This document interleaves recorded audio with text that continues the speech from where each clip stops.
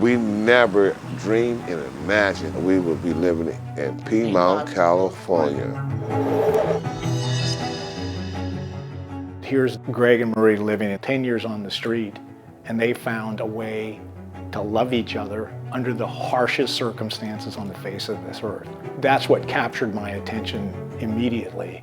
A man with a big heart brought a homeless couple into his $4 million home. There was never an intention to ever have Greg and Marie living in my house become available for public consumption. You're living in a rich white man's house in a rich white neighborhood. How many times have you heard that happening? Because it doesn't happen. The road to hell is paved with good intentions. They said we sold to the devil. I knew what was going to happen. It's just some kind of strange folks hanging around the house. The police were going to be called. I'm not going to abandon them. Oh, we don't. No, we don't.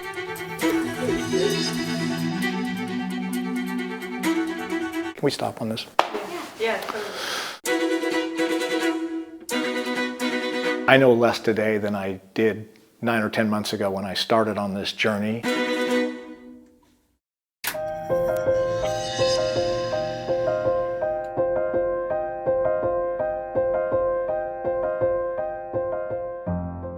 Unsheltered people are invisible until they're not. There are hundreds, thousands of people on the street. Oh, our bed pads. When the weather's cold, use this for pads for concrete. Put all covers On top of it. And it worked. I met Greg and Marie at the end of October 2018. They'd been living on the street for about 10 years. Greg is a former security guard who was injured on the job, and Marie is a former cashier and certified nurse assistant. When I met them, they were 60 and 53 years old. I just remember looking at them and just thinking, like, could I put my life into 2 carts and then push that around all day? They have health issues, which I believe a lot stems from living on the street. We're home. It seemed like the nights went by fast. We would actually put all our layers down here in our blankets, and this wall kept us warm. When it didn't rain at night, we were right here. The more time I spent with them after that initial meeting, I was like, you know what? They're actually fun people. I look forward to seeing them. See how close it is?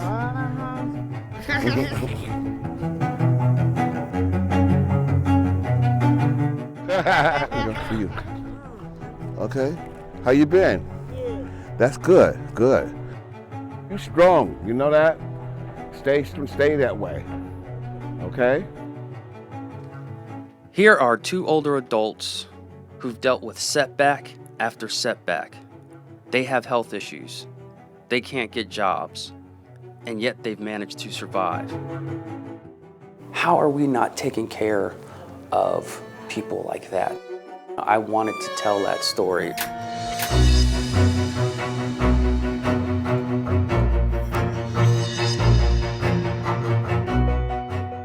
My column ran on January 3rd, 2019. I started reading the article. I got halfway through it and tears started streaming down my face. Terry sent me an email. Hey, I have no idea why I'm emailing you. I didn't know anything about this man. I want to try to help in some way. I knew that there was a possibility that Greg and Marie were gonna have a home. Terry has this all glass living room, all these art pieces. You could tell it was an environment that they weren't used to. Lush green lawns, tree coverage all over the place, and these really big house with these long driveways with nice cars. It wasn't about, oh my, here we go live in a house where you be inside. We had to think about it. But I could also tell that they were really excited about having a place. The column ran on January 3rd. They moved into Terry's house on February 1st. Remarkable. I come from a very, very humble background. I didn't know when I first read the article, but soon after I met Greg and started asking him about his story, his life, his upbringing, it became clear to me, not only are we almost virtually the same exact age, but we both came from circumstances that were pretty tough circumstances.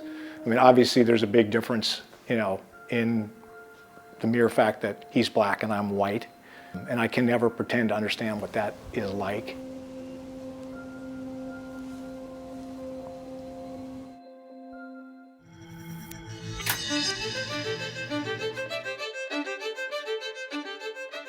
I'm in the buy it broken and fix it business. In order to increase revenue, somebody's gonna have to make an investment. I think first and foremost, a lot of people perceive developers as greed-based. The funny thing is, I love the city. I love the edge, I love the rawness. There's days where, you want to turn your back and walk away and never return, but I think part of that would be giving up.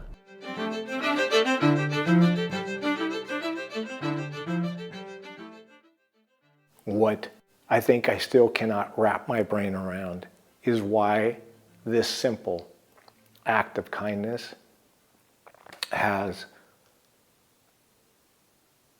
just resonated with people in so many different ways, because from my perspective, I didn't do anything extraordinary.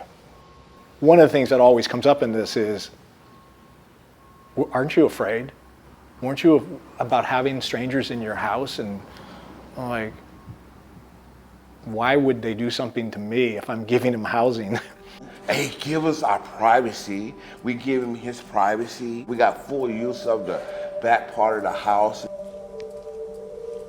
The room that Greg and Marie are living in now in my house, the in-law unit, my nieces live there, former nanny has lived there, so it's been used. It's not like this was uncharted water in terms of having somebody live in there. And so with Greg and Marie, it was, to some extent, I wouldn't say it was easy for me, but I was used to being in a place where I don't have the answers. We're gonna have to kind of figure this out as we go, and there's gonna be a lot learned in that process.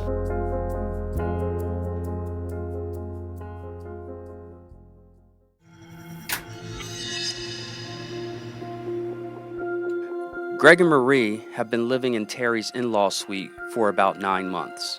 There is this adjustment period that they've had to go through. Happy birthday to Marie. Happy birthday, little Marie. Welcome to your new number. Thank you. We slept on the floor for 2 weeks. Because our legs got so used to just sleeping on the concrete and flat on the ground, and we got comfortable that way. It was like we were transforming back into a bed mode to get comfortable. I got used to it snoring now. Be able to set things down and don't have to worry about it. Be able to open my door, don't have to lock my door, and don't worry about someone's walking into my door and stealing it. And we're very trustworthy people, but we want him to know that he can trust us, which he does. He does. Piedmont residents are less than 2% black. No one said it. I knew what was going to happen. The police were going to be called. We walk out and we go catch the bus. We're standing in front of the house, and we notice that we're being watched with a camera. Hey, I'm a neighbor on Hampton Road, so I just pulled in the driveway, and there's just some kind of strange folks hanging around the house. I had reached out to Chief Bowers and sent him an email from day one, letting him know what I was gonna do in case this actually happened. And so the only reason this is happening, obviously, because this was a couple that didn't fit in to the community based on predominantly on color and how they walked and what they wore.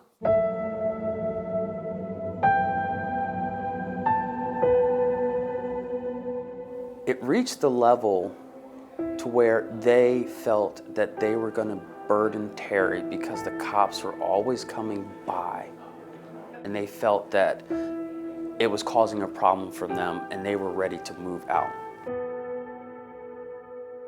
Eventually, neighbors stopped calling the police, but the challenges of the new living arrangement were just beginning. For the people that I've gotten to know on the streets, I feel they always have a sense that at any moment they'll be forced to evacuate. We don't see tomorrow. We don't know what's going to happen in an hour tomorrow. 2 days later, we don't know what's going to happen.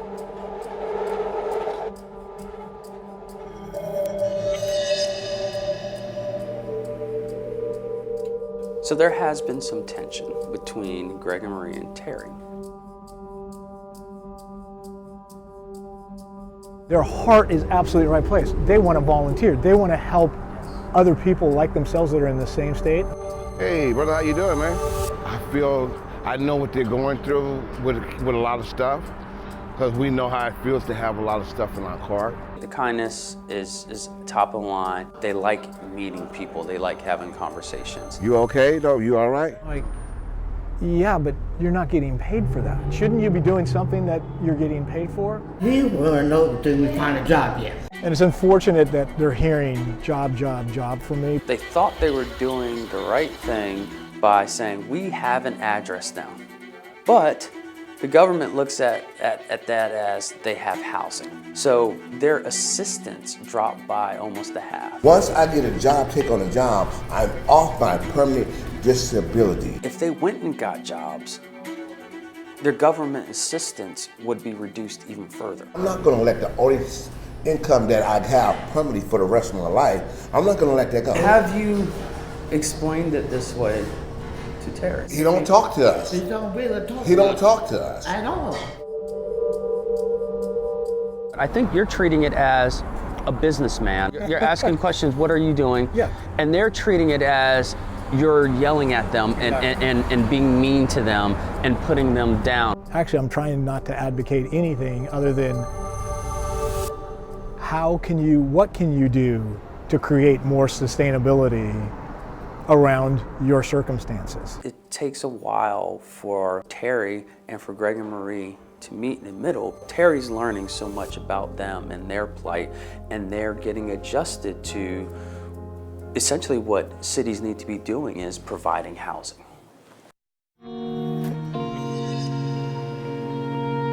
A lot of the tension between Greg, Marie, and Terry comes down to a lack of communication. I think they're willing to work on that. Otis said that it's reduced. Oh, income. See, they give you more money. Well, if you live outside, Yeah. they give you live outside on the street. street. They give seven So if you have a cooking facility inside, they give you. less money.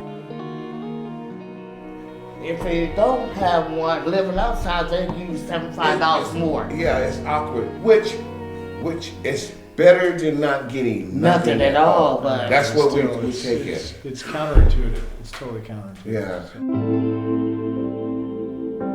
I would love to see more of us talking, getting together. Right. getting One to know each another, other better. You know? I'm a very private person. I see my family fairly regularly, but I still protect my private space, like my very personal space. And so I was glad it came up in conversation today because I'm like, oh, I need to let them know it's not personal.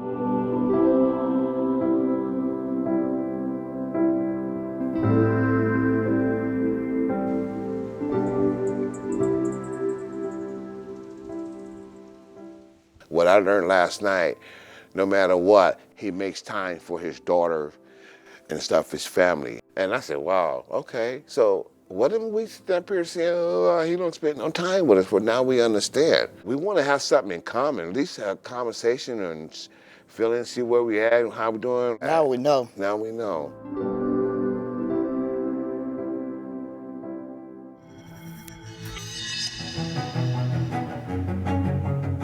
Does housing solve this problem in and of itself? If you had asked me that question a year ago, 2 years ago, I would have said, oh, of course, of course. Where we're going to where we slept at for 10 years. We actually came back here and slept a couple nights. And since we've been living up there. We wanted to see what the difference was. I said, no, I always go home now. I know less today than I did 9 or 10 months ago when I started on this journey. I don't feel like it's been a failure. All it tells me is this is a super complex problem. I'm not going to abandon them. We don't want to come back here. We don't. But when no choice, we will. And we know that living where we're living at is We know it's temporary. it's temporary. It's a transitioning for us to get our own place. And what we need some help with it.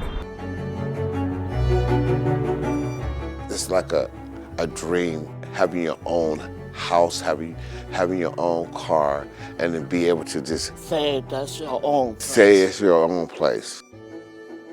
And we want that.